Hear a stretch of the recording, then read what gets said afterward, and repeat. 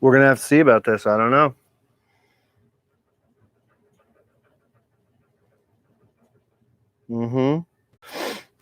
So that dad can stream about 1988. I mean, come on, that's ridiculous. I did try to minimize the footprint, but we'll see. So call out, we hearing me okay? We got buffering again? What's going on?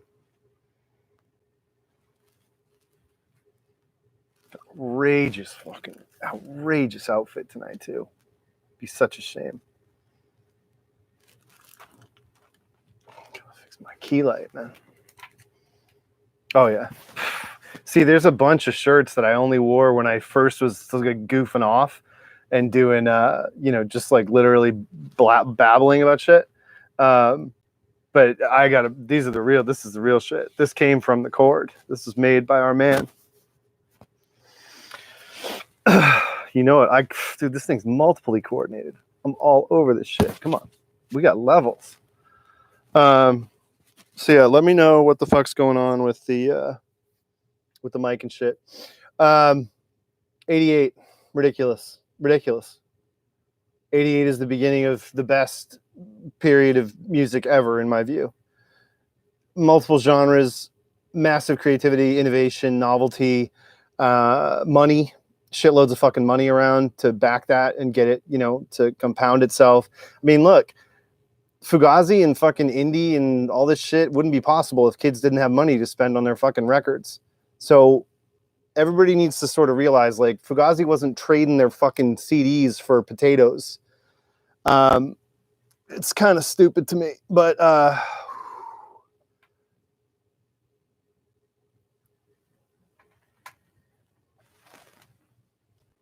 it's not that big a deal. Yeah, I had a little. I took a little pot shot at Repeater, which we're not probably going to get into, but anyway, ladies and gentlemen, I was listening to You Got the Look on the fucking run today. I got my run in, so that's good. 88. I mean, so most of 87, the second half of the 87 stream, we're talking about how things that actually came out in 87 blow up in 88. Def Leppard, Hysteria, Guns N' Roses, Appetite for Destruction, all the big singles and the preeminence and the MTV dominance of all this, and In Excess really too, and Michael Jackson. It's all felt in 88 more than 87, which is a little bit weird, but them's the facts. It's repeated slander. I don't know what that's about, but anyway, this fucking thing is being weird. So we start the year, I called out a lot of this stuff already at the end of 87. Even Debbie Gibson I called out in 87, and she doesn't really, slam, essentially in 88. And not much has changed from the end of 87 in the American album charts. Although I mentioned Terrence Trent D'Arby and his ponderous album title. He also comes in at this point. One interesting record for me in 88 was the first CD I ever bought. Robert Plant's Now and Zen. Tall, cool one. As I say, I was able to go back and figure out that this is when I got cable television. So 1988, I was turning 12 or 13. I was turning 13 that summer.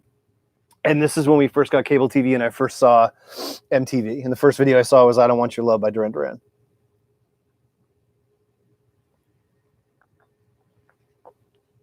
At some point, relatively soon after that, assuredly, I saw Robert Plant's Now and Zen. Now, why did I get that? Because for the past 2 or 3 years since I was a little kid, 11, 12, Led Zeppelin has been like the shit. I mean, this is classic, eternal, timeless music, right? And I'm wanting to play drums. This is around the time that I start thinking I want to play drums. Like, I don't know what about drums spoke to me or whatever, but to the extent that they did, that's Bonham. It's just how crazy and huge and real the drums sounded on all those Zeppelin records and all the crazy fills he does. I mean, my favorite rock drum fill ever is in Misty Mountain Hop. It's after the second verse, when he talks about the it's like the Summer of Love verse, and it's a combination. So basically, he goes off of it's a tom pause snare hi-hat, tom pause snare hi-hat, and and like the the fucking ooh, Plant's ooh is just fucking stratospheric shit, man. I mean, this is like the most basic thing you could be talking about for somebody my age, but like, fucking there's like we're literally at a point where like I'm not sure how kids are gonna really find out about Led Zeppelin. Like, what the fuck? It's just the dialogue is so I don't know. I don't even know. I mean, I think Almost Famous is probably doing the legwork for fucking Zoomers on Zeppelin. I don't even know, but it's not like there was ever a point where Zeppelin was like deeply, brutally uncool, in the way that, like, say, Elton John was totally, washed, or Prague was lame. But I don't know. It's like in the 80s, all the metal bands sounded like shitty, plastic versions of Zeppelin. And I don't know.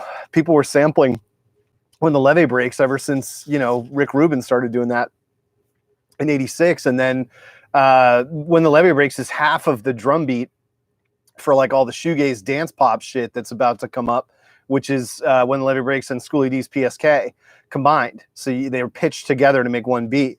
Chapter House, Susie and the Banshees, fucking everybody used that beat. Four Sticks, dung, dung, dung, dung, dung, dung, dung. I don't know, I'm not into that.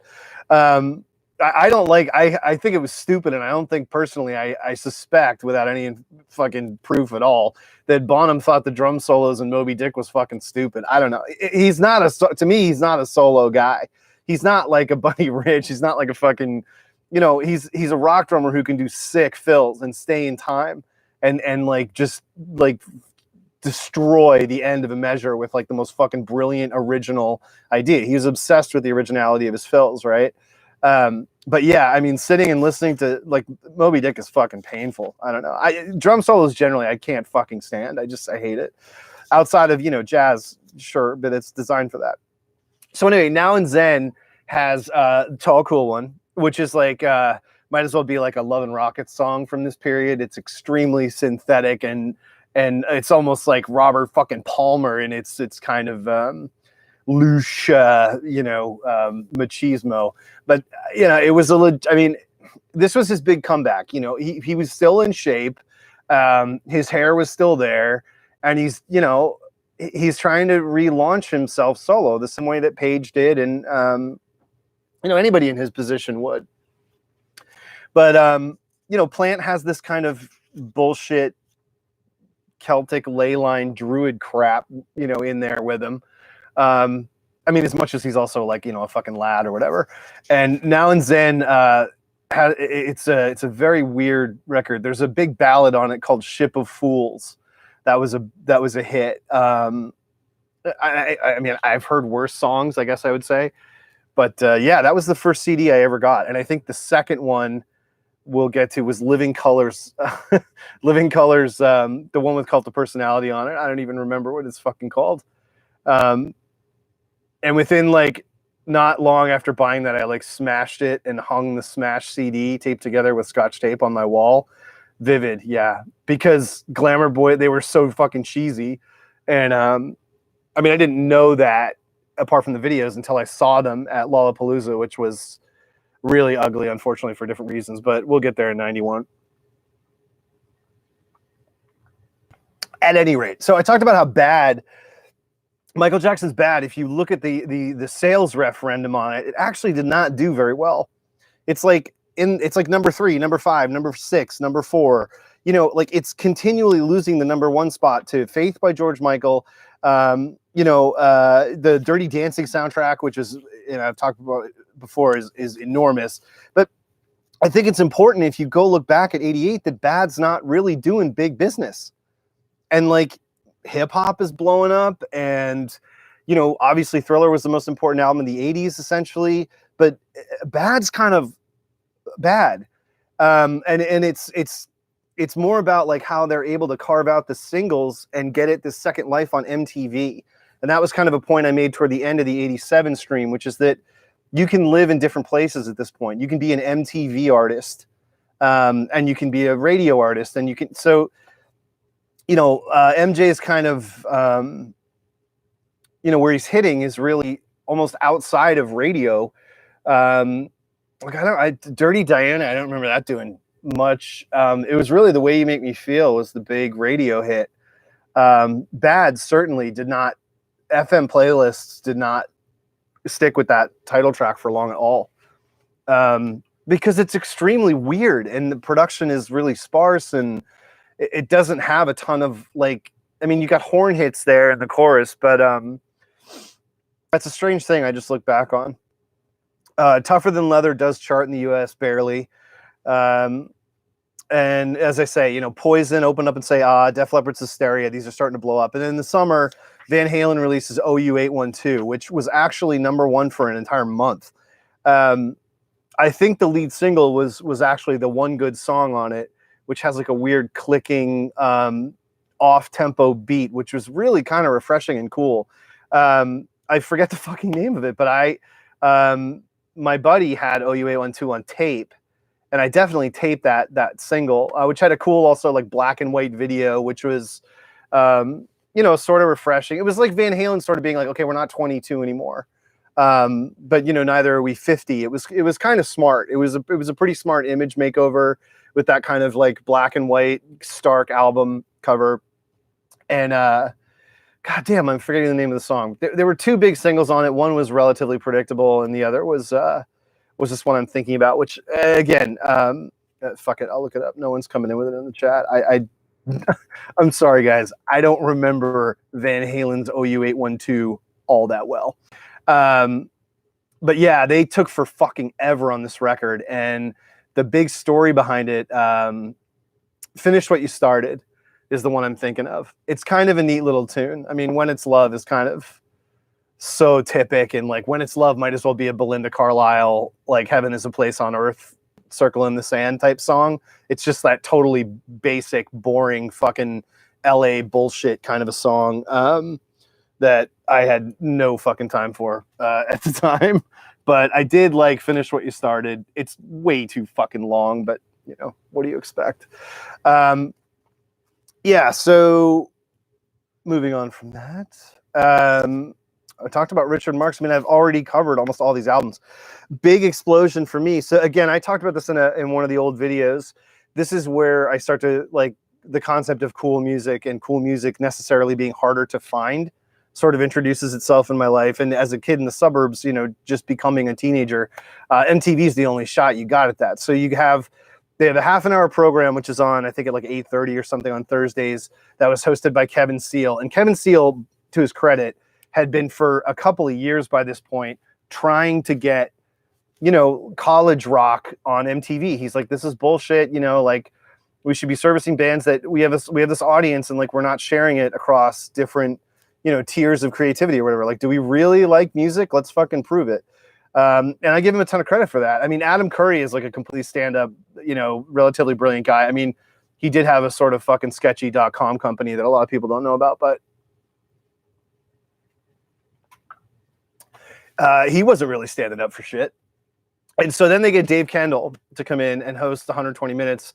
And that really is the huge thing, because obviously he's British, and he's very keyed in and friends with a lot of people on this entire circuit. And so 120 minutes is like, that is the absolute definitive article of positive gatekeeping.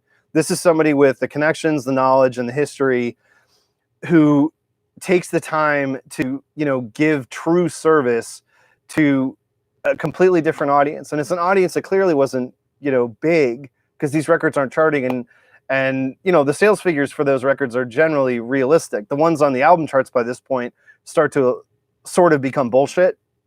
But you know, you're looking at bands like The Cure and whatever, the biggest bands in New Order, you know, they're going to sell right up around 500,000, getting up for 1 million. And Disintegration, I think, was 2 million in the US. And that's just like, you can't base your entire corporation on profits at that level. But if you get like 5 or 10 bands like that, it matters. And so, Kendall's been able to make these arguments, and he gets 2 hours of programming every Sunday night, and he's showing all these extremely fucking cool things. Like, the number of bands I can tell you that I first heard on MTV, if you think about the way that information is, been doled out by my generation, down now, is pretty nuts. Like, first place I heard Public Image Limited, first place I heard Ministry, first place I heard Alien Sex Fiend, first place I heard, not the first place I heard Susie and the Banshees because my sister had Tinderbox. Bauhaus. I think it's the first place I heard. I heard Bauhaus.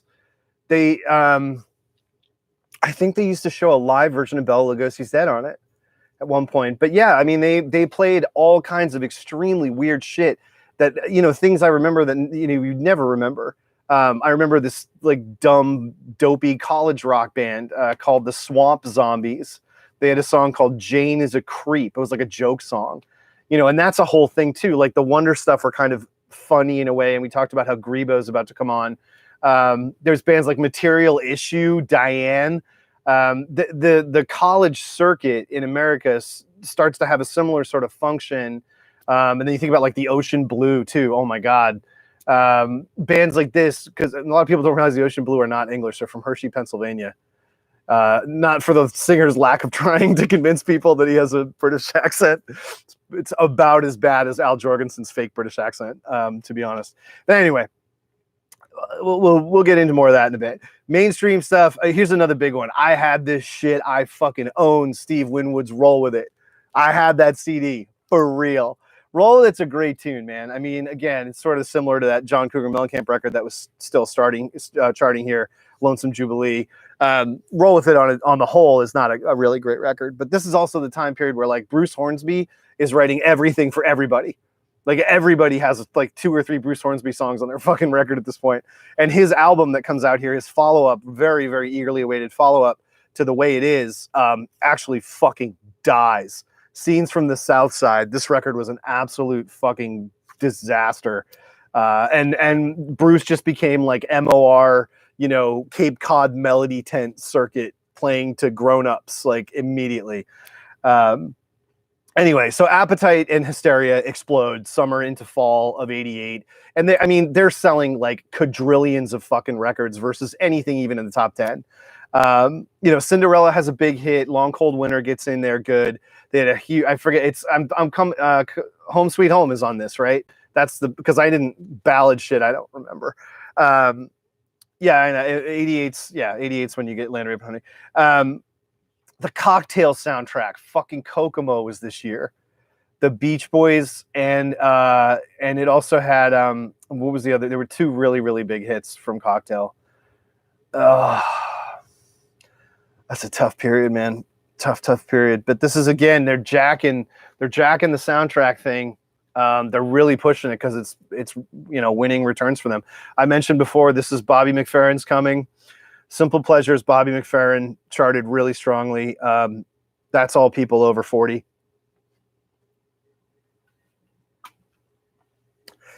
Don't Worry, Be Happy. It's a legit good song. It actually is. If you could understand how overplayed that song was, I equate it with like Everybody Have Fun Tonight by Wang Chung, Don't Worry, Be Happy, You Can Call Me Al by Paul Simon. Like the whole feel of the late 80s just is complete oversaturation of these songs in every venue. Bobby Brown's Don't Be Cruel, fucking on the one. This is actually a really fucking good record. Like if you're into, like, if you have any interest in R&B outside of hip hop and it's past, like Bobby Brown's Don't Be Cruel is actually a fucking awesome album. His image and his bullshit and everything around this time was kind of lame.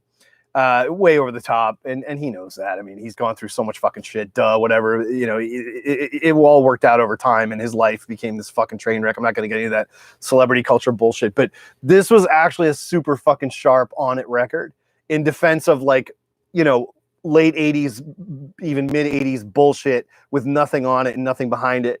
They had some songs for it. Bon Jovi's New Jersey. If you watch my video on I think it's the Kurt Cobain video I did, The Exploding Boy. I have clips from when Bon Jovi released New Jersey this fall. And I remember they like took over MTV. They had like an hour-long special where they let John Bon Jovi he just sits in a chair with like his Superman tattoo carefully displayed. And he's like, I remember when I worked in a shoe store and had to clean out the toilets. And it's just like, what the fuck? Like, I mean, you can't believe MTV is just giving them their entire fucking audience to sell this, you know, valorous bullshit, you know, hardworking middle class America backstory that's just such fucking bullshit. Oh, that was a horrible time. And the Chord, we got this covered at the end of the year, and I remember this in the fall, the crisp fall of 1988. So one of the rules was I had to get confirmed, even though I literally was like, it was like The Omen. I would scream if I had to go to church, but I had to do this. So one of the things I had to do is I had to do junior youth fellowship, and we were doing yard work, cleaning up the cemetery, which is on the street where I live. And I live on the street where I grew up too. And this cemetery is actually the oldest cemetery in the United States. All the people from the Mayflower are buried there. John Alden, Priscilla Alden, all that shit. So we're cleaning it up. And what have I got on my fat fucking yellow Sony Walkman? Yeah. Desire by U2, baby. 100. That fucking record. I thought Hawk Moon 269 was like the fucking most dramatic raw shit ever. You can't even believe fucking how much time I invested in Rattle and Hum. I still think All I Want Is You is one of the best songs they ever wrote or performed. It gives me goosebumps. I fucking love it. I'll die by that song. Ride for it. And Angel of Harlem is a good song, you know, but Jesus Christ, the movie they made, first of all, they can only manage like an hour of salvageable footage. And then it's like, hey, let's go co-opt a fucking gospel choir in Brooklyn and make them sing our bullshit fucking song. Like, holy shit. I haven't watched it like since then. Three Colors White is the best film in the series. Duh. And when we were watching that on the Discord cast, I was fucking dying. It's so funny. Adam Clayton is so fucking drunk the entire time. He doesn't know what the fuck's going on. Larry Mullen Jr. is like, randomly in the middle of the movie, there's this big 4-minute segment about Larry Mullen Jr.'s like worthy beliefs. The fuck were these guys on, man? And the other problem too is they can't fucking play for shit. We just bagged on them the entire movie for how fucking out of time they were. Anyway. So yeah, also at the very end of the year, at that same time that I was going ham on Rattle and Hum, was Traveling Wilburys Volume 1. Traveling Wilburys Volume 1, Roy Orbison dies, right after they're finishing this, and it becomes this big deal. This is Jeff Lynne's big passion project. He's going to get all the original rock and roll people, the best singer-songwriters, everybody. You got fucking Ringo, Tom Petty, Bob Dylan is initially in it for like a minute, I think. Roy Orbison. And that record is so good. And it's like at the same time, right, it's like, it's a continuity between Traveling Wilburys Volume 1 and Tom Petty's Full Moon Fever. And those two records taken together, that is some serious fucking like awesome rock and roll output. That shit is legit eternal. You want to spend some time with both those records. It's just, and also I mentioned before, Got My Mind Set on You by George Harrison, because he's in there. That single from Cloud 9. So there's this massive fucking like really well-timed series of records and releases that happen. And yeah, I mean, by the time anyone hears that Orbison's died, and honestly, cynically, unfortunately, that was a kicker to it. A lot of the people who were, involved in that record will tell you that like they were 100%. They pushed up Roy Orbison's last album because he died. Like it was ready to come out. They were figuring out when they were going to release it. They didn't really care. And then he died in '89, and they pushed up his solo album. And part of that's also because the Traveling Wilburys had done well, and like there was this whole re-embrace. And Cyndi Lauper is doing, Cyndi Lauper covers him. She does, what the fuck? Anyway, and then this is around the time of I Drove All Night, which is, I love that fucking song. Cyndi Lauper's so fucking good, man. I mean, seriously, get beyond She's so unusual. Like, she's got great fucking stuff. Almost all the way through. I think when she does the red record with the top hat, and he talks about that. Roy Orbison was interviewed about that, about how totally freaked out he was about Blue Velvet, about that recitation in Blue Velvet, and how he was like, are people into this? Like, what the fuck? This is so weird. And like, Roy Orbison's not a saint. He was like, I said before, he definitely earned his heart attack.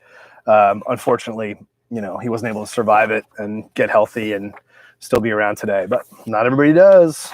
All right, so there's a reason I'm not starting with the UK, because I'm afraid that when I start talking about one of the things that happens in 1988 in the UK, we're not going to be talking about anything else. And I'm not talking about Acid or any of that shit either. I'm talking about a fucking mainstream pop act. Hot 100 for the US. Again, so we start the year in 88, and it's The Way You Make Me Feel. And I mean, this song is just, this is the one that's hanging on and sticking around and helping Bad sell. There's also, what else happens? Oh, the Bangles' second big hit, Hazy Shade of Winter, which fucking slams. I think it's, I mean, I think it's, for me, maybe, I don't know, it might be my favorite Bangles song. But it's great. If you read Kathy Valentine, the bassist from the Go-Go's memoir, there's an amazing sequence in this where she's like, she meets someone else who's famous. I don't know if it was Rod Stewart. It might have been Rod Stewart. But it's some other like really established big artist. God, maybe it was even Elton John. But anyway, it's like her first time meeting them. She's like, how you doing? Blah, blah, blah. And like within a couple of sentences, they're like, man, it must be really fucking hard for you with this band, the Bangles, like being in the charts and you guys are broken up. She like basically fucking died on the spot. She was so fucking, they were all so bitter about the Bangles. Not on a personal level, but just like, well, we had forged this path and now they're taking it for free to the next level. And like Susanna Hoffs is this total fucking, gorgeous woman who's, incredibly sensual and pretty well playing with that in the videos. So yeah. The reissue, the re-release of the spiced up Valerie by Steve Winwood is in here. And of course, the Run DMC facilitated resurgence of Aerosmith with Dude Looks Like a Lady. A song, written about hair metal, and the hair metal embrace of it's not androgyny. It's like pure New York Dolls style. Like there's no one trying to look like they're of the other gender. It's like slamming, the words they used to use for this, I'm not going to use because I don't want to upset anybody. And there's a surprisingly large number of like sort of LGBT people in the chord. So they know that's not my like area of expertise. But anyway, that's what they wrote Dude Looks Like a Lady about, whatever. I don't think anybody was ever looking to Aerosmith to be like gay rights or whatever. Like, not that they were, I mean, Joe Perry's in the fucking Decline 2 movie making comments that like, he's even hedging his bets on the fact that he just said something relatively homophobic. So whatever.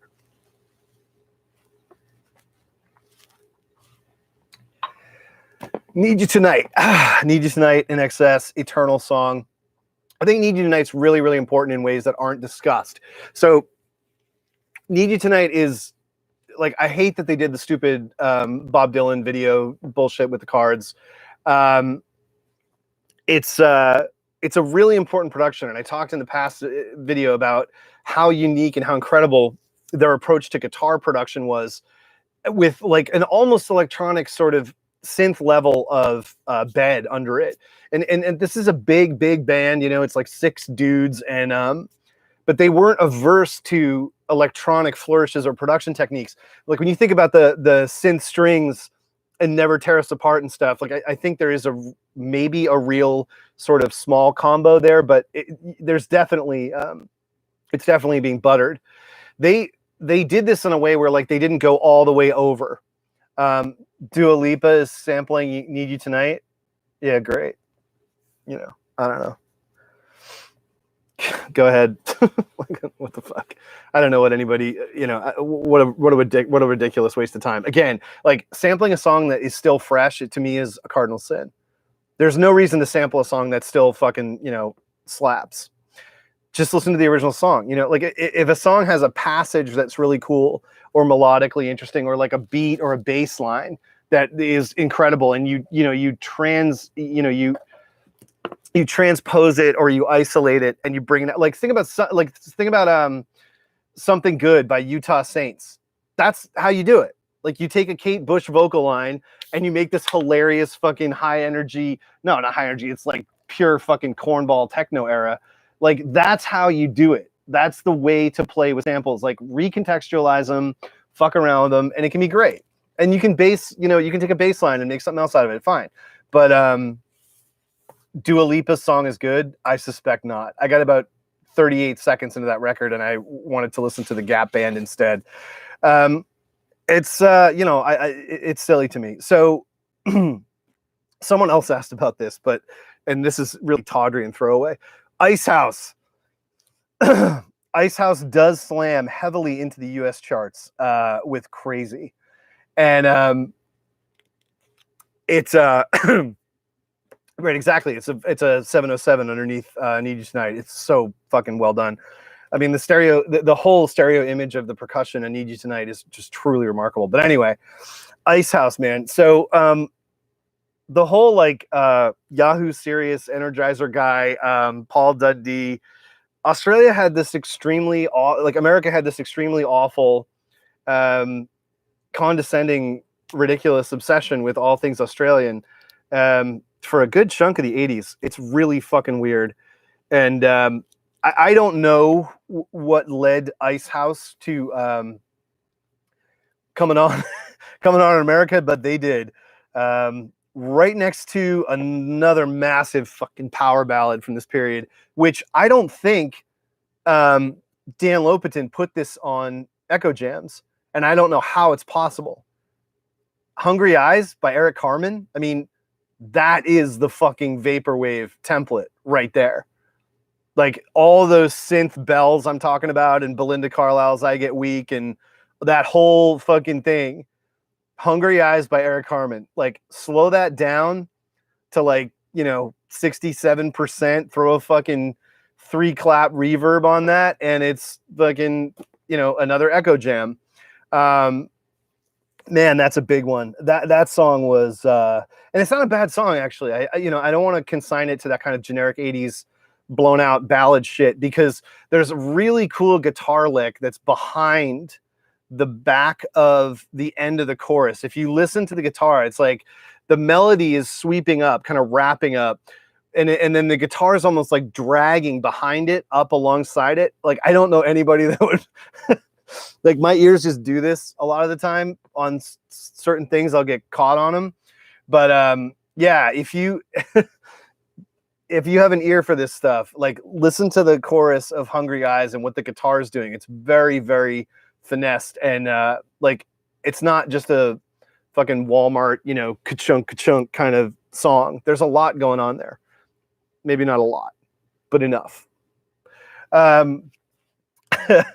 We had Squeeze come back. So Squeeze is a tough one because Americans just sort of don't. They got to get called UK Squeeze, like the Charlatans UK. They have that whole fucking stupid problem at the beginning, and I mean, they definitely were there on the college charts. They did business in America at that level, but to me, critics and modern music people or whatever that you're getting your recommendations from, like they're going to tell you all about the Buzzcocks for sure, and they're going to tell you about Elvis Costello, and I'm like, well, why aren't you talking about Squeeze in the same breath? Because for me, one of the first records or tapes, I remember it was a tape I remember getting was the Squeeze compilation, Singles 45s and Under. And that to me is better than Buzzcocks Singles Going Steady. Like it's unbelievably fucking flawless. Pulling Muscles from the Shell, Another Nail for My Heart, fucking, it doesn't stop. Like Cool for Cats, everything about and Squeeze were amazing up until Sweets from a Stranger, because it has Black Coffee in Bed, which I've said a bunch of times.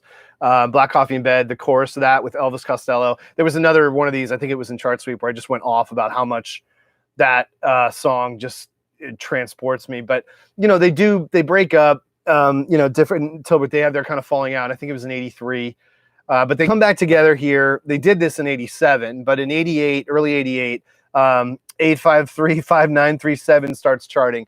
That's not the song is Hourglass, which is a fucking awesome classic, mid-tempo British pub kind of rock song. And it has this really beautiful, amazing video where, again, it's like taking video seriously conceptually. They do like MC Escher distortion, like, depth of field jokes where like they're tall and they walk toward a small, you know what I mean? Check it out on YouTube. Hourglass is a great fucking tune. I always loved it. I had this album I had it on tape. And that was really the only song on it I ever really liked, but I love Squeeze. And then they also had If It's Love on Frank, which is after this. If It's Love was great. I performed at the same gig as Glenn Tilbrook's son. Oh, dear.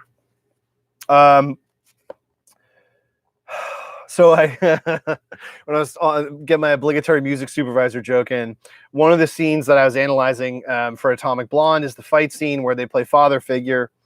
And what I said in that was, it was supposed to be Berlin's Take My Breath Away, which had both legal and financial blockers to it. And so they chose father figure. And there's a reason that works out perfectly, which is that little melody at the end when she's walking away in the scene. And that's great. But if I was doing my menu of alternate choices in the event that we can't get this, we can't get that, we can't afford that, one of my top three would have been this Tiffany ballad, Could Have Been. When I think about what could have been. This is a big ass hit, big mall rat hit. And it would have been, it could have been great in that scene. So that would have been one of my alts for Take My Breath Away. The other was, it was I Get Weak by Belinda Carlisle, which I've been talking about nonstop for like the last 3 fucking streams. Another weird call out, don't know if you know this, In God's Country charts by U2. And then Got My Mind Set on You actually goes to #1 in January of '88. So people love that. Could Have Been is at #5, gets to #3. Wow, I don't know, was that a #1? That Candle in the Wind, Elton John, big time. And we talked about Taylor Dane, Tell It to My Heart is slamming around this time. Prince, I can never take the place of your man. I don't know if a lot of people realize like that single, I Can Never Take the Place of Your Man, did really super well in the United States, like for a good clip. So be aware of that. And then my favorite, my 2 favorite Christy McVie songs from the Fleetwood Mac record, from Tango on the Night, Everywhere is in here. I was listening to that in the truck today. I had to go out and buy groceries with my lockdown mask. Oh man, the whole like the guitar progression, like fucking everything about Everywhere is just, it's so good. I'm so glad they let her be in the driver's seat for that last record. The Cure's Just Like Heaven, #50. Sting, Be Still My Beating Heart. I did a Witch House joke version of that on my SoundCloud. And then back to back. So #40 and #41 of the January 23rd chart are I Get Weak and Heaven Is a Place on Earth, both by Belinda Carlisle. She was absolutely printing fucking money in '88 and '89. Mental shit. But I gotta power through this because this is all sort of, like I say, the turnover in the top 10 is not really, the top 100 is not really strong, and there is now so much going on in the underground and the college markets and stuff that I really need to get through to it. But suffice it to say, Depeche Mode's Never Let Me Down Again charts. That comes in here at where's that? Never Let Me Down Again is where is it? Wait, am I wrong? Did I miss? No, Never Let Me Down Again, Depeche Mode, 64. So I may be wrong about this, and I don't know if it's correlated, but the big exposure, Martin, you called out why I haven't gotten to England yet. The big exposure that Depeche had in America is they synced Never Let Me Down Again with 21 Jump Street, the Johnny Depp teen detective show, which obviously I fucking watched the shit out of. There's a scene that, like, Johnny Depp is a narc. They're all narcs, you know, invading high schools that have problems, drugs. And there's some, like, it's like it's like a fucking PG-13 version of J.G. Ballard's Crash. Like, it's like they're just crazy. They like taking risks. Like, there's nothing else about them. They're not selling drugs. I don't even think they're taking drugs. They're just crazy. And there's this scene where, like, this girl wants Johnny Depp to stand in the windows of two cars while they're driving, like, to impress her. And the soundtrack to this scene, I've never forgotten this, is fucking Never Let Me Down Again by Depeche Mode. Present tense teen TV sync, like, Mute was on that shit. I'm sure it came from the American side from Sire, but man, that is not where I first heard Depeche Mode, but I will never forget that, because I was like, what the fuck? Like, when that came on in a primetime fucking, like, shitty teen serial on Fox. Wow. That was something else. And so I can't time it, but I would have to assume that would be largely responsible for, but maybe 21 Jump Street wasn't even on at this time. I don't know. I don't remember. REM also comes into the full-on Hot 100 with It's the End of the World as We Know It. And again, this is 88. So that record is, you know, there's a lot. Alternative acts hit late. You know what I mean? If they have commercial crossover in America, it takes for fucking ever. Which is why the Human League were able to exist for like 2 or 3 years when they had already essentially fucking broken up and had nothing in America, because of the Keep Feeling Fascination EP in the early 80s. And the same sort of thing is true. Like, REM is transitioning, like, they haven't talked to fucking IRS in who knows how long by this point. And, you know, the fact that college rock, college radio, and 120 Minutes, and then, you know, MTV is starting to pick up on It's the End of the World as We Know It, it just buys them a shitload of time, because, you know, they're trying to get their heads around working with Warner Brothers and doing Green,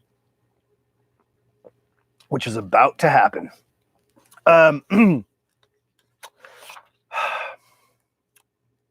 What else?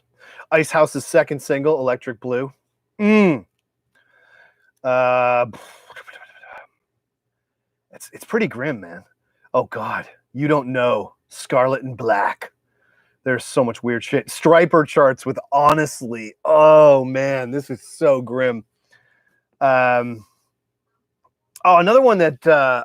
another great single, Devil Inside, In Excess. That comes after, and that had a really hot video. New Sensation and Devil Inside are both... I mean, is there a bad song on Kick? Nope.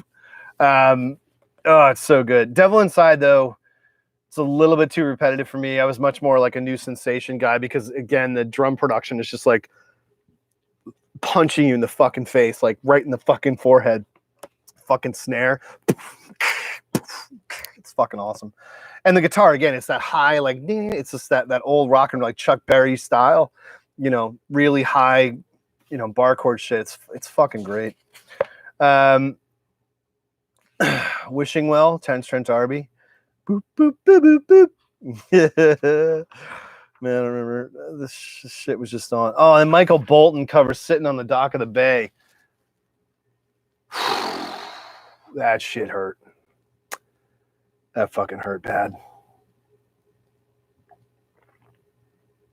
I can see the video on my fucking head, but you can't turn the channel fast enough. Appreciating that he becomes a meme later and embraces it. Whatever. Earth, Wind, and Fire in 1988 get a hit in Thinking of You, which you may not know. As does the Times Morris Day with Fishnet, a Jimmy Jam and Terry Lewis production. That's in there. And what else do we have? There are some weird things that you know, penetrate the chart that you won't remember, but not much. Yeah, so where are we here? I should probably get through this. Billy Ocean, Get Out of My Dreams, Get Into My Car. Again, a song that sounds like it's from 1984, 1988. Oh, Pebbles, holy shit. Pebbles, Girlfriend, and the Jets' third hit, Rocket to You. Appropriately, I was listening to, as I said, You Got the Look earlier today, so This is like Prince starts getting involved with, and you know, we talked about Vanity in the last one. He pulls a bunch of this shit, which is smart. But anyway, Girlfriend Pebbles is an L.A. Reid jam. I don't know if people know that, but yeah, Pebbles had some big hits here for a minute. L.A. Reid and Babyface, Girlfriend. And Keith Sweat blows up too in '88. This is when R&B like really goes nuts. Keith Sweat, man, I Want Her. That was a massive slow jam. I think it was a slow jam, unless I've got it confused with something else. Can't say. But what? There's another one there. The Bright Lights Big City soundtrack. I already covered that, John. The Bright Lights Big City soundtrack was really, really important for me because it has the Shep Pettibone remix of True Faith on it. It's the first song. And it's I don't know what it was about that. It really because I had Substance, or my friend had Substance, and I taped it off him. But I'd spent a lot of time with essentially that much of New Order's catalog. I mean, like I didn't have Movement, but yeah, shit. That remix of True Faith, he added so much cool shit to it. I call it out in one of my old videos. But goddamn, that is so fucking good. And then the other thing was, it didn't chart, I don't think, but Brian Ferry's Kiss and Tell is on the Bright Lights Big City soundtrack. If you haven't seen this movie, it is so fucking bad. It's Michael J. Fox plays like some fucking go nowhere, stupid fucking white kid in New York who's working at like a publishing house. It's so bad. I mean, I don't know what they were. It basically is just like, you know, oh, he gets into drugs. I mean, it's like this far up from a fucking after school special. It's so dumb. You can't believe it was a fucking Hollywood movie with Michael J. Fox, who's like a fucking marquee. He's calling his own shot too, I think, because at this point, I want to be a serious actor. I need a really edgy script. And he does Bright Lights Big City, which is supposed to be this big, you know, like life falls apart, Less Than Zero. I mean, I don't know. Maybe he saw Less Than Zero and was like, that's the shit. I want to be Robert Downey Jr. in Less Than Zero. I don't know. Less Than Zero, though, was like a fucking bomb. Like everybody who went into that thinking, oh, it'll be just like fucking, I don't know. It'll be just like Breakfast Club or St. Elmo's Fire. And it's like extremely fucking grim and fucked up. Like that movie was so relatively dark. It freaked a lot of fucking people out. Robert Downey Jr., of course, reprised that role for the incredibly brutal and hard to watch Two Girls and a Guy. I think that's right around the time he got arrested for falling asleep in someone's kid's bed that was not his own house. But if you haven't seen Two Girls and a Guy, Natasha Gregson Wagner, Heather Graham, and Robert Downey Jr., one of the most fucking self-absorbed, self-indulgent, indie bullshit piles of fucking crap ever made. Check it out. It's so bad. Robert Downey Jr. has like a full-on real mental breakdown in it. Like it's literally like Apocalypse Now, Martin Sheen. It's so fucked. It's just ridiculous. I don't know if you can even get it anymore. I have it on videotape. I have it on VHS, but good luck if you can find it. Who knows? It's probably on fucking YouTube. I think this is maybe the last appearance of Bananarama in the States with Love in the First Degree, right next to Buster Poindexter, David Johansen with Hot, Hot, Hot. This fucking character he did. Again, I talk about Frasier from Cheers, like being the character that is the 80s. Would have loved Hot, Hot, Hot by Buster Poindexter. It's like, oh yes, darling, go mad, bullshit. You know, people just trying to be rich and signify wealth. And I mean, it's just fucking horrible. I'm all for David Johansen, like, cleaning up and making money and whatever, but like, goddamn, awful shit, that song. And it doesn't help that The Cure had a song called Hot, Hot, Hot out at the same time. I'm not happy with that. Anything else? Oh, Jody Watley, Some Kind of Lover. I think maybe we talked about that. And then Aerosmith's big hit is Angel. Angel gets into the top 5-3. Is it go to number 1? I don't think so. But this is the thing that points Aerosmith toward what they do all throughout the 90s, which is just like completely fucking cornball, ballad bullshit. You're my angel. Dun dun. Like, boy, I've never heard that chord progression before. That's unique. One More Try. I think One More Try is maybe an overlooked George Michael song. Maybe. One More Try is like fuck Careless Whisper to me. Fuck Careless Whisper compared to One More Try. One More Try is like, that's real George. That's real George talking at you. You want to feel that. You want to go out and feel One More Try right now. Tonight. Make it with you. I love that song. There's something it's so powerful and soulful. He goes off on that shit in a way he does not in Careless Whisper at all. Like, for real, spend some time with the One More Try by the George Michael. What's fucking going on in my fucking throat? Oh, it's because I ran today. Jesus Christ, no wonder I'm fucking hacking and coughing. I'm all fucking... Well, at least the French have figured out that nicotine cures COVID. Here it is, Shattered Dreams, Johnny Hates Jazz. That is some fucking dire horseshit. Here it is. I opened with Ice House.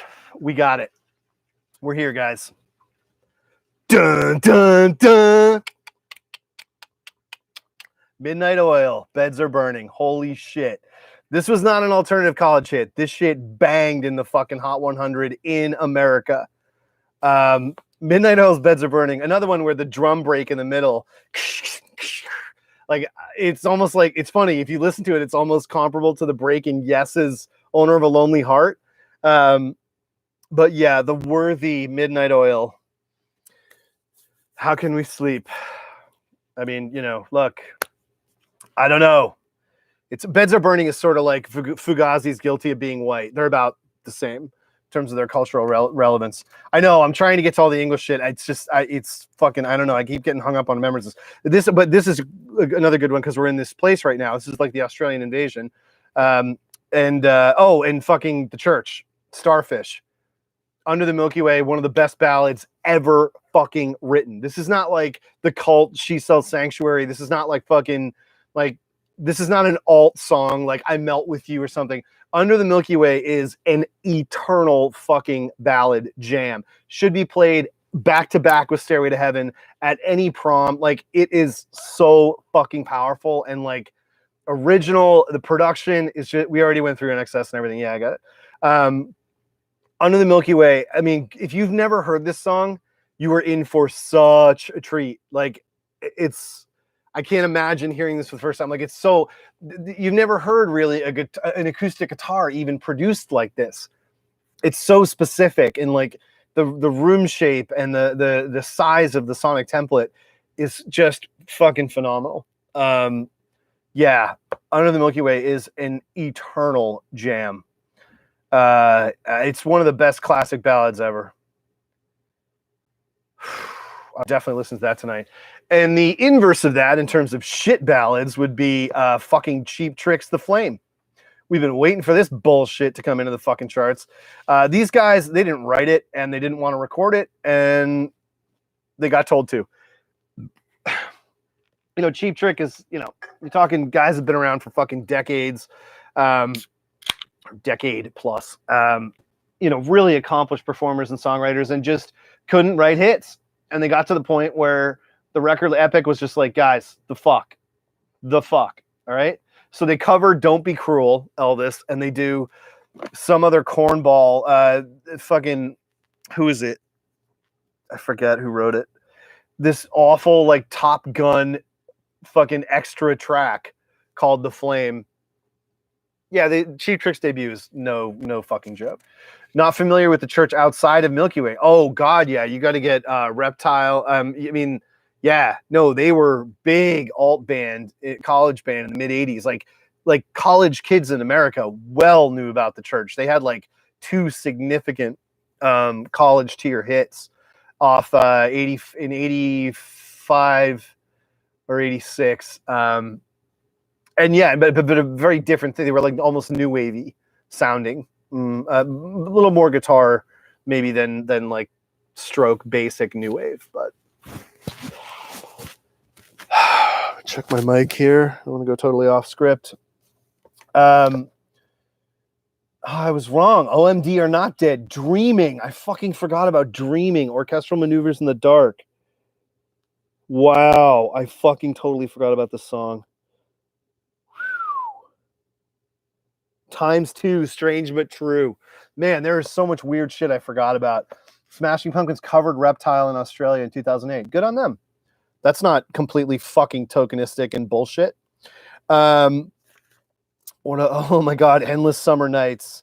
Promise Me by the Cover Girls. That's another one. And fucking I'll Be Sure is in here. Night and Day, man. And Debut by E. Oh my God, fucking School Days was this year. Was House Party this year or no? It was later. House Party's later. Fucking School Days, Debut. Oh man, this shit slams.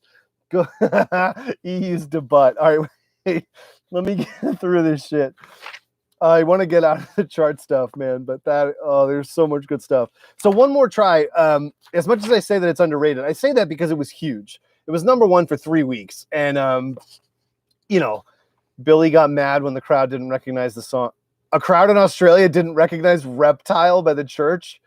That hurts. But you know what? That's the thing. Americans, some of these bands are bigger in America in some respects, or in England particularly.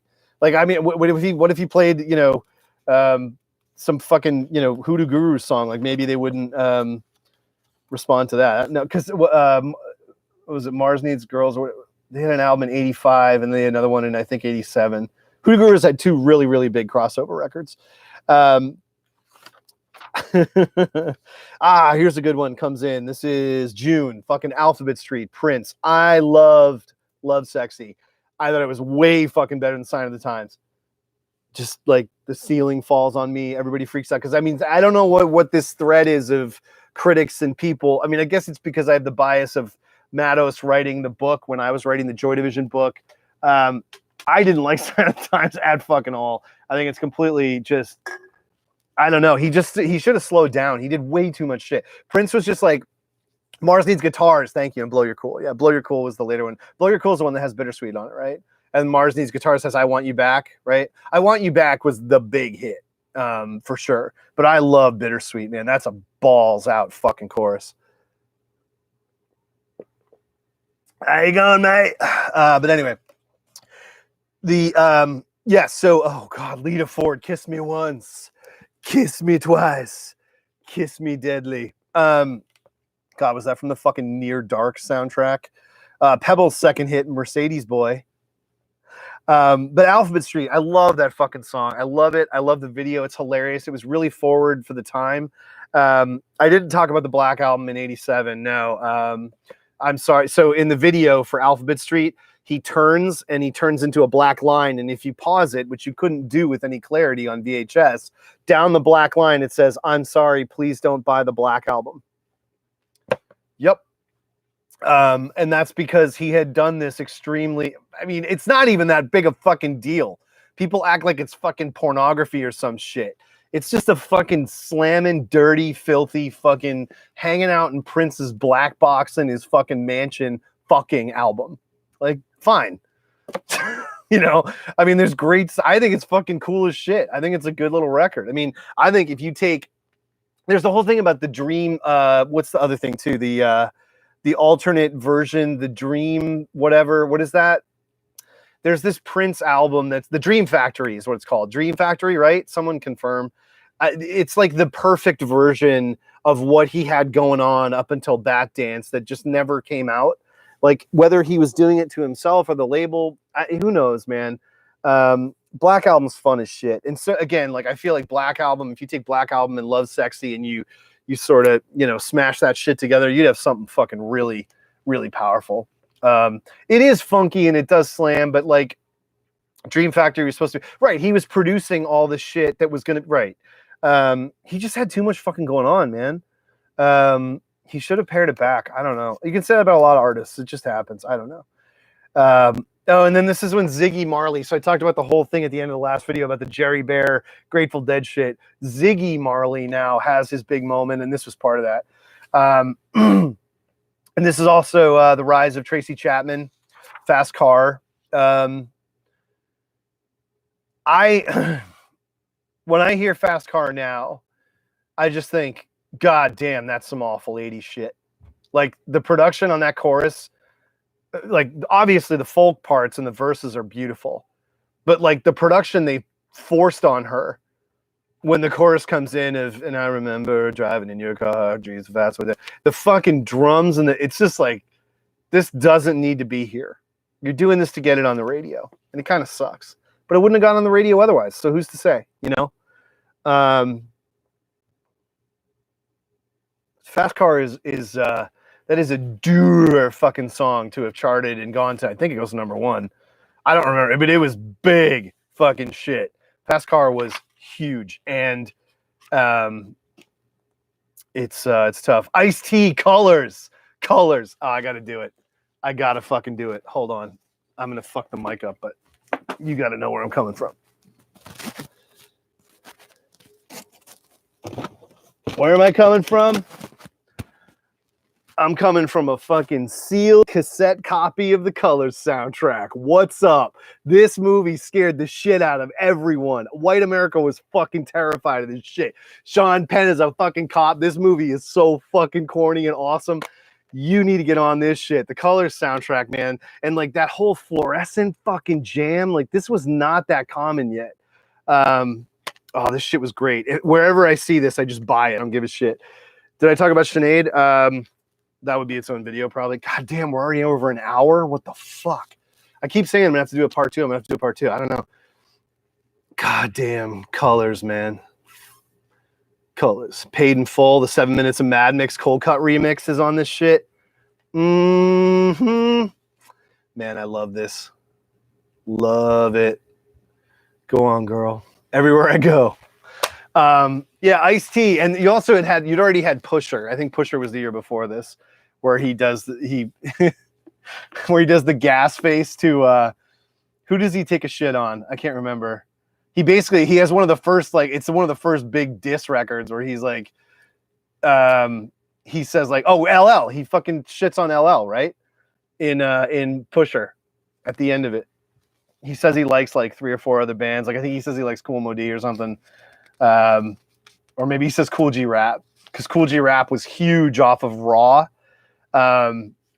featuring Kool Moe Dee. So that whole like MC Shan, like all the fucking underground 86, the bridge, you know, like all that stuff that blows up with Boogie Down and everything, that's really bubbling under heavy and about to break through by this point. But Ice-T gets out there first with Colors. MC Shan, whatever. Sorry, whatever. Joan Jett comes back. I Hate Myself for Loving You. Most of you are going to know about this song because it became the fucking theme of Monday Night Football. Which, you know, yeah, she probably made a bunch of money. Good for her. But, yeah, I Hate Myself for Loving You. Kenny Laguna was on this. Yeah. It's actually a pretty rad, slinking fucking, yeah, I can't see, again, if I start talking about A Little Respect, I won't stop because it's like my favorite Erasure song. It's one of my favorite songs, full stop. Fuck. This one I really, really might have to do a part 2. It's mental. I just have so many fucking memories. Say It's Gonna Rain, Will to Power. What's up? But yeah, I Hate Myself for Loving You is a legit redux, of course, of I Love Rock and Roll and her whole like thing. But that riff is pretty fucking balls out. Like that's a slinky fucking guitar riff. It's on. I give it up for I Hate Myself for Loving You. I don't give it up for the drum production at all. It is atrocious. And then Elton John. So this is a big one. I knew this was going to come up. I own this album. I wrote a huge article about it. I guess maybe it's not huge. If you Google Shallow Rewards, Gates of Hell, I was intending to do a really long article about the worst snare drum productions of all time.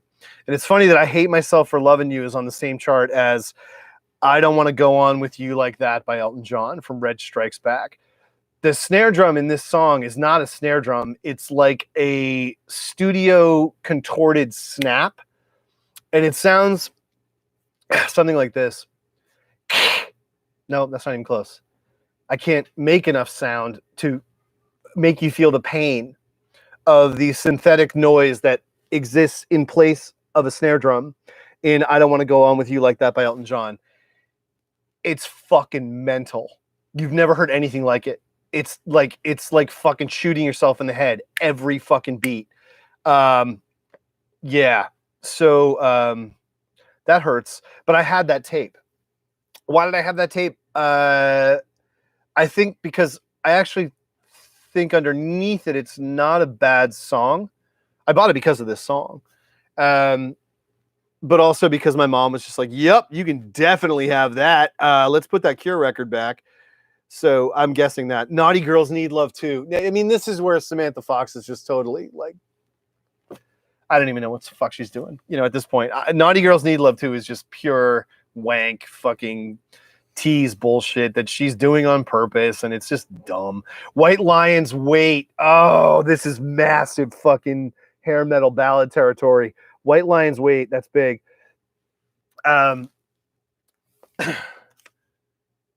Yeah, I mean, it's so that's big. It's big shit.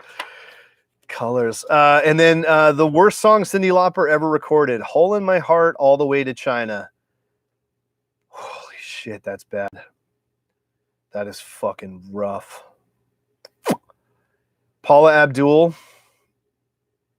first tentative chart hit here, Knocked Out, low in the charts. We do actually have one more hit here from Scritti Politti from that horrible record. Boom, There She Was did chart. And Kenny Loggins with the theme from Caddyshack 2, Nobody's Fool. Wow, that's some disposably immemorable shit. Goddamn. Yeah, I know. I'm definitely gonna have to do another one of these. This is fucking crazy. Now, I've talked repeatedly about this song, and I've put it in videos. Hands to Heaven by Breathe. Yeah, I know. In Sock comes out this year. I have the tape right over there. Pure energy. But anyway, Hands to Heaven by Breathe. Tonight I need your sweet caress. You relieve the darkness. And like, you got to see this shit. Like, you just got to see this video to understand. We're in August. You got to see the video for Hands to Heaven by Breathe. And it's, I mean, consider that like next to it on the charts is Hold On to the Nights by Richard Marx. It's just a little bit fucking rough. And The Flame by Cheap Trick, like the ballad shit just fucking won't end, you know? Like energy, where's the fucking energy on the charts? I mean, it's there, but you know, it's rough. I mean, it's there in the sense that Monkey by George Michael gets to number 10. Baby, who's that? Don't look now, there's a monkey on your back. And then we get the swag of Robert Palmer with Simply Irresistible.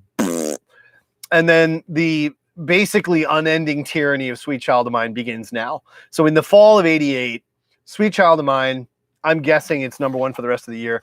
It's ridiculous. It's everywhere. And between that and the Def Leppard singles, which now start just going to number 1, it's like they're nonstop. I think you get what comes on for Def Leppard in the late, like they thought the album was literally almost a failure, and then it was like, oh shit, everything's charting after Pour Some Sugar on Me.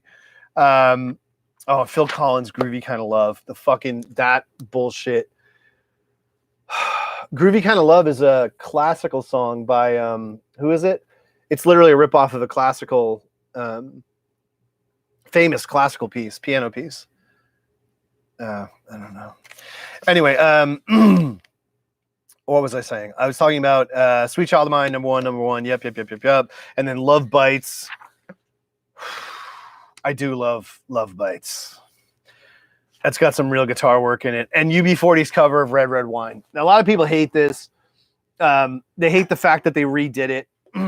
But I told you, Modern English redid I Melt With You at the exact same time here when UB40 gets this new poshed up, you know, glistening mix of Red Red Wine.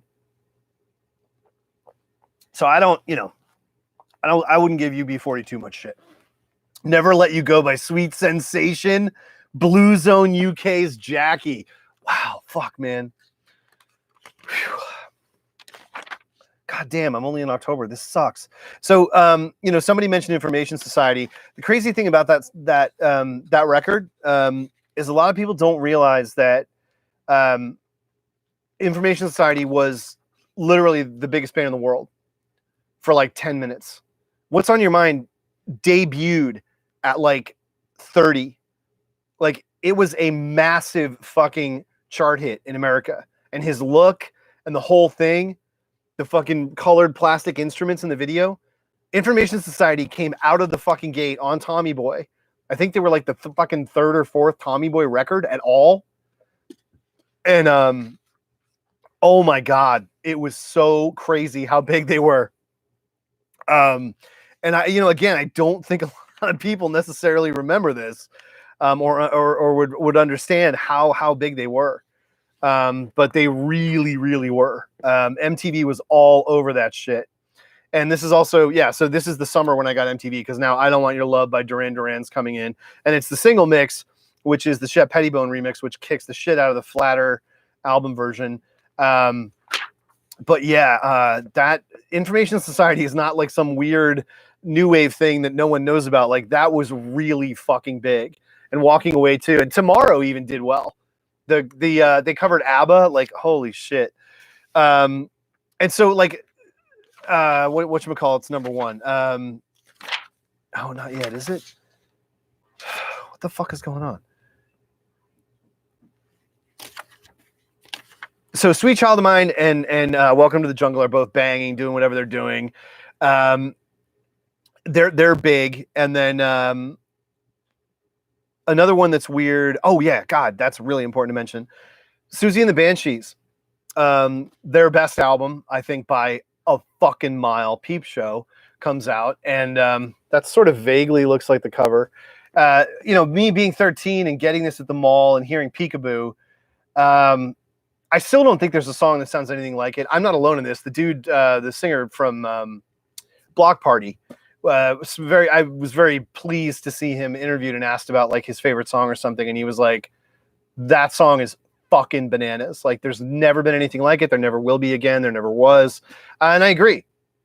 I think Peekaboo is, one of the best, totally focused studio project sort of art singles you're ever going to hear.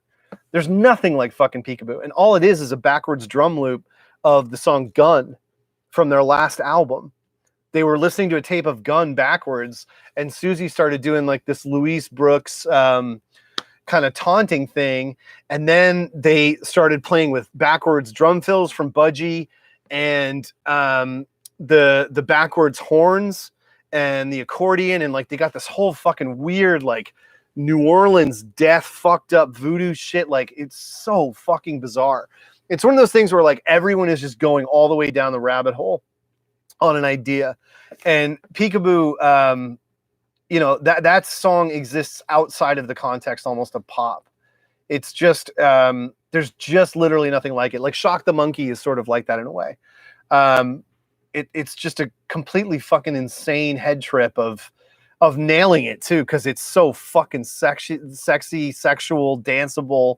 It's like a super fucking erotic song. It got played in clubs. They did do a stupid fucking attempt at an extended remix of it that's awful, but just go for the pure single version.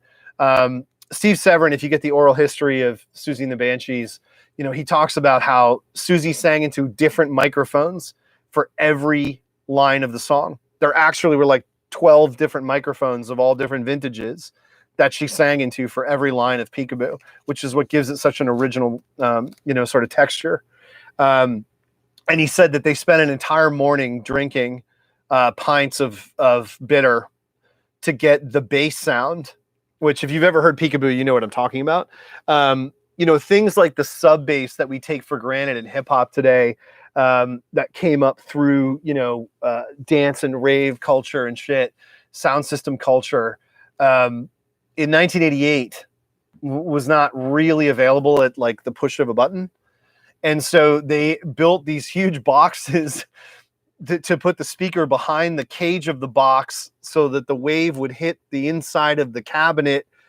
It's fucked. And if you listen to the beginning of, if you put like, I have big ass fucking tower speakers over here. If you put Peekaboo on vinyl, you have to put it on vinyl, and you crank it, you can knock your light fixtures out, like no problem. Anyway, went on one there. Smooth Criminal, another one of those, you know, half an hour fucking movies Michael Jackson made. You know, this is like, I think this is the Captain, what's it called? Captain Emo. What the fuck is it? The stupid Disney tie-in he did. Goddamn. Michael Jackson, just talk about blank checks. Who the fuck kept getting this guy money? Captain Elo, whatever the fuck that shit was. I think it was around this time. The Smooth Criminal video, you know, again, I've said this before. I have a friend who was in the Martha Graham dance company, and like, you ask real dancers straight up, they're like, guy's not even human. Like, he's fucking amazing, righteous fucking dancer. And Smooth Criminal is just a big, you know, dance demonstration and body movement demonstration, control demonstration. It's amazing. You know, it's amazing. The song, piece of shit. No interest in it. Totally overdone. Horn fucking shots everywhere. It's just, it's not even music. It's just like making sure you don't pay attention to anything else. It's like constant distractions, constant sonic belching. It's fucking annoying as shit. No one mentioned the fucking goddamn Crabcore cover band thing. I don't want to get into that. Yeah, no, he does. I mean, he just his fluidity is just insane. And I what the fuck do I know about that? Some fucking tanked out old white guy. But like, you know, like I say, I have friends who really did this for like their life, and they're like, yeah, that dude, I can watch him all day, which is, you know, it's pretty sick. That was the other. Oh, that was another big cocktail hit. The boys I mentioned in the last video, Georgia Satellites, the hippie shake. And so yeah, here we go. I wrote a big article about this shit. You're not gonna be able to find it because Blogspot's toast. It's in my ebook. I actually self-produced an ebook because back in this time, this is like 8 years ago, I had so much free time at my job that I took my blog. The original Shallow Rewards blog was me writing about expensive records on eBay. Easy, you know, that gives you something to do. Here's a topic, blah, blah, blah. Every day I searched eBay for weird records that were going for a shitload of money or whatever, and like do a little cursory Wikipedia and whatever. And just, you know, like if I don't know about them, I'm not going to go too deep. I'm essentially just trying to pull interesting sources from other places. You know, I mean, again, I don't do posing. If I don't know about something, I don't fucking know about it.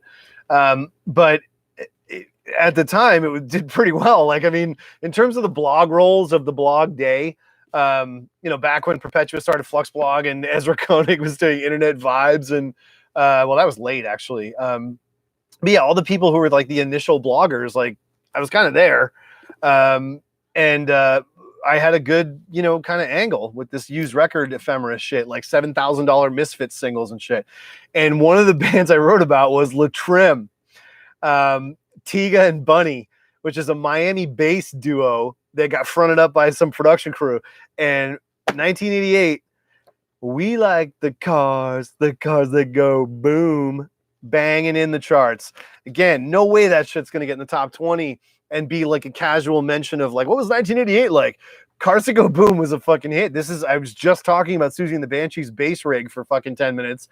This is the first sort of like line out EQ'd full like 30 megahertz 50 like yeah, Cars with the Boom. So this is when the sound system goes from the club or the house to the car, and you start getting fucking slammed rides and fucking all that shit with subwoofers, like Miami bass culture, bass mechanic, this whole fucking thing, like late 80s. I mean, you're about to get to the U, right? So the Miami University football team, there's like 2 different 30 for 30 documentaries about like one era of them and then another era of them, because it's just all fucking Miami Coke, Cuban links, fucked up like Porsche 928 shit, bricks in the back. Like, this whole culture could not be more fucking alien to me than like anything. But it was so fucking real, and the popular imagination was really fucking drawn to it. I mean, Miami Vice is obviously part of this in a very like surfeit obvious way, but Two Live Crew and yeah, all this shit. It was a real big deal. So, you know, I talked in the last video about Stock Aitken and Waterman, and they've had hits, but like they couldn't really break Kylie in the US, weirdly, until they did. They were like, what would people in America respond to? Like an old rock and roll song. So they do Little Abe as the Locomotion with her. And it slams in there. I think it gets to number 1 right after Kokomo. And at the same time, the Locomotion and Desire by U2, all one word, is crashing on the charts. The power of MTV. Do you say this is 100% MTV? I don't know. I can tell you the video was played so fucking incessantly to the point of like nausea. The Escape Club's Wild Wild West. I can't properly describe how massive this song was. It was like known the second it came out. Oh, this is a one-hit wonder. This shit's a one-hit wonder. Like EMF's unbelievable when that came out, as great as it was, and it was such a breath of fresh air. You knew it was like, yeah, they're not gonna do anything else. This is their moment. Great. Like you just know. And you knew the Escape Club's Wild Wild West was it. Now, they actually did have a really fucking cornball ballad on the album after this that did okay. We'll get to that eventually. But the video for Wild Wild West, the conceit of this video is that you film, it's so fucking bad. They filmed 2 things at the same time with 2 cameras, and then they put them together so it looks like one giant arm. It's so dumb and gross and lame. Go fucking, like, go after this, watch the fucking video for Wild Wild West by Escape Club. Wow, it's painful. Oh God, it's so bad.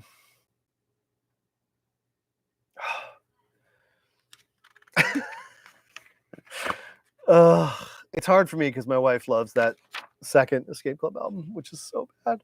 When in Rome. When in Rome's The Promise. When in Rome did big truck, man. Big business. And then here, Bobby Brown, My Prerogative, comes in and jams in the chart. So we're wrapping it up. So, all right, I got about maybe 15. I can go into a couple of things here. I'm going to end on the thing I wanted to begin on because I don't want to start another video from there. Yeah, I mean, at the very, very end of '88, you know, what happens? I didn't talk about it. This is the ascension and the reign of one of the best ballads ever written, and I'm not being facetious. Poison's Every Rose Has Its Thorn. Every Rose Has Its Thorn is perfect. That kind of phaser, almost ambience in the background, that's whistling through it. It's just a fucking classic American acoustic ballad, man. Every Rose Has Its Thorn. Eternal shit. Love that. Love it a lot more than 2 hearts living in just one mind. What the fuck ever. I'm not an anti-Phil guy, but I was not into that whole this whole period. So what was I going to talk about in the UK? I was going to talk about something that almost no Americans know about, which is Bros. Not bros, Bros. So Bros is this, like, I mean, there's been so many bands like this. This is like the manufactured boy band thing in England. This is where, like, so you have 5 Star and you eventually have Take That. Bros is like the bridge between attempts to do this in the mid 80s and Take That, right? Bros were unbelievably huge. And the guy that put them together just died in February. And it's a, you know, Tom Watkins. There's also a guy, Nicky Graham, that was involved in finding them and molding them. But Bros were a cultural phenomenon in England that is extremely difficult for an American to comprehend. They had this massive. They have 2 massive hits this year. They have "Drop the Boy" and "I Owe You Nothing." Right? These are their 2 big hits. Now, the thing to understand is the guys that put Bros together, like, these are just, they're like sort of kids that want to just be famous, right? They're in Surrey, you know, they're divorced and they're, you know, doing whatever they're doing and they're getting demos together. Some guy finds them and he meets someone else and it's this whole, he's like trying to talk to music people ever. So the guy he ends up talking to is this guy, Nicky Graham. Nikki knows Tom Watkins. No, Nikki used to. The other thing you got to understand is these are not kids. It's not like these are people who were their age.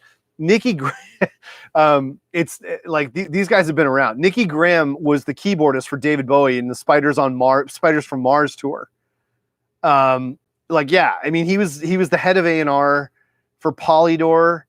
I think before Chris Perry, the guy who signs The Cure, and the Jam and Susie and the Banshees and all this other shit. But Tom Watkins, who's just passed away, he's like this legendary. Like I mentioned, Simon Napier Bell and all these other big, people in the history of British, BPI, let's say, right?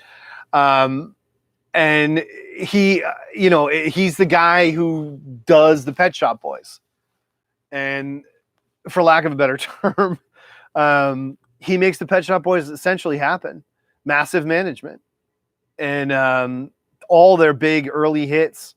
And I think he also is the one that made them do Disco, the remix album, which was, did truckloads of business.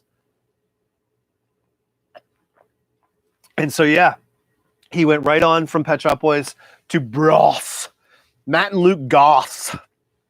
And these kids didn't give a shit, and they had no idea what the fuck was going on. They just let him do everything. They let the production team do everything. And they had big hits. I mean, we didn't talk about it last one. Their first big hit, When Will I Be Famous, which is some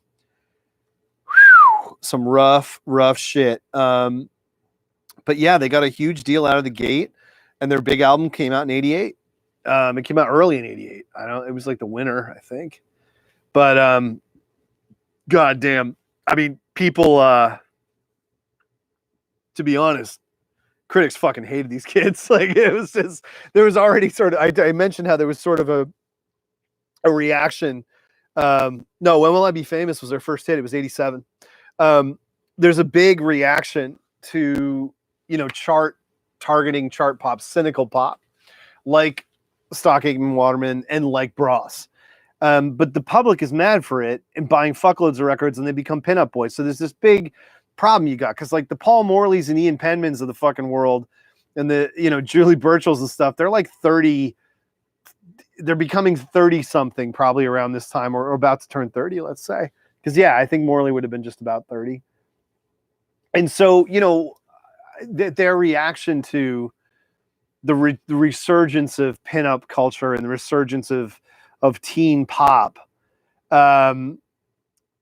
is a big problem, and it creates this separation where it's like, look, there's shitloads of people buying these records. We can't not talk about them just because you think you're, I don't know what you want to chart. Like, it's, like, again, people talk about talk, and it's like, this is not reality. Like, those records did fucking nothing.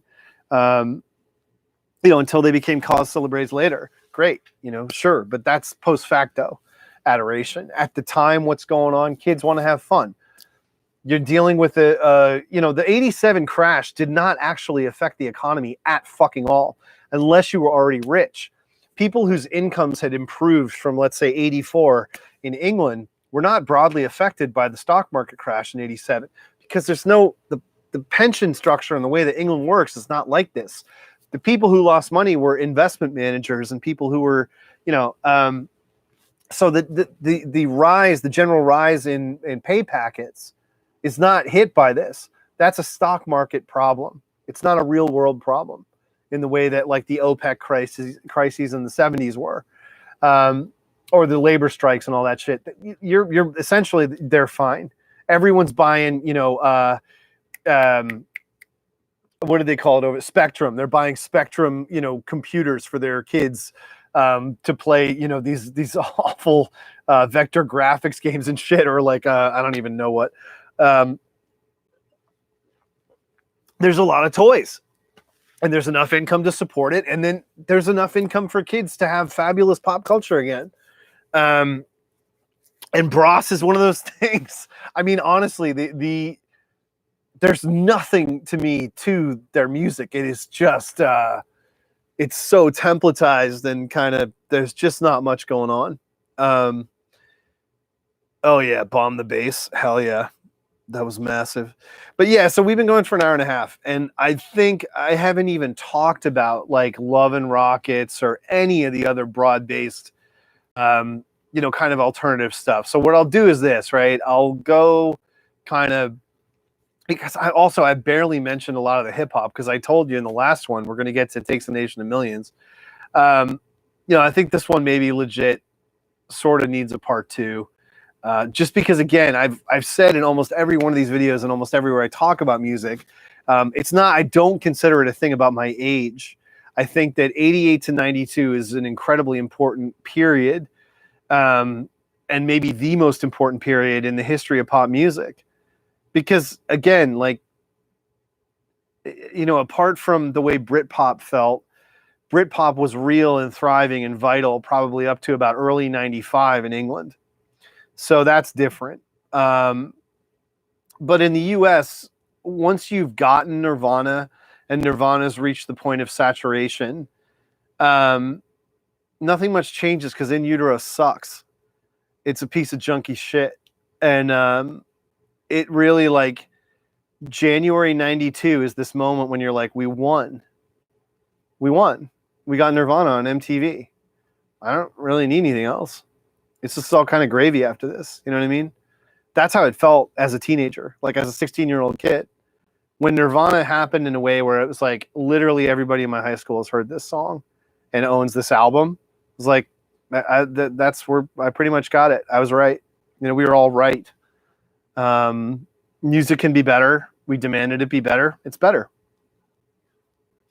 I don't think you are going to have a compelling social referendum around, fucking Soup Dragons or the Shaman or fucking, I guess you do with Prodigy, with Fat of the Land, but I don't know. I think, the go mad nature, not just in Britpop, but just of the rest of the 90s, is so frothy and so media driven. It just doesn't have the same impact. So, and I'm not old enough at that point to have been cynical. I was there through all of it. But, in the 90s, you have the fucking Macarena, and, people were almost more excited by Weird Al's parody of Gangsta's Paradise than the Coolio song. The 90s, that's why everybody was buying 7-inches and retreating into indie bullshit, because the mainstream was so fucking loud, and it was untethered in a way that, as I say, I think that happened earlier in America. I think Britpop was real for longer for kids in the UK. But yeah, certainly even within that documentary Live Forever, you have that famous shot of that kid just pissing on Be Here Now when, like, the day it's released. They're asking him, like, what do you think? He's like, I don't like it. It's more guitar rock, dad rock. That's when you start to get into the retreat into Warp Records. And again, you have to try to exist and celebrate what you're doing outside the mainstream, because the mainstream is just like fucking annoying. I think the internet doesn't really, I can tell you from my experience, the internet has no impact on pop culture until message boards. It's like, in the 90s, it's email lists and shit. It's not like you're just trying to coordinate information. You don't have like a media internet yet. And that really doesn't start until, very, very late 99, 2000-ish, I would say. That's where you can find people. Things like Audio Galaxy, right, were early effed at that, and obviously Napster and the more famous ones. But like, we'll get into all that later. But anyway, I guess I'm going to leave it there. So I'll try and shore it up, and then maybe this weekend we'll do a little part 2 on 88. Maybe I'll go outside again, but the weather's not looking great. So good stream. 88 probably part 1. Oh, it's a Tissot. Yeah, drop that tonight. My wife got this for me a long time ago. I still have it. It's pretty good. Cheers, y'all. Oh, cheers. We'll see you soon.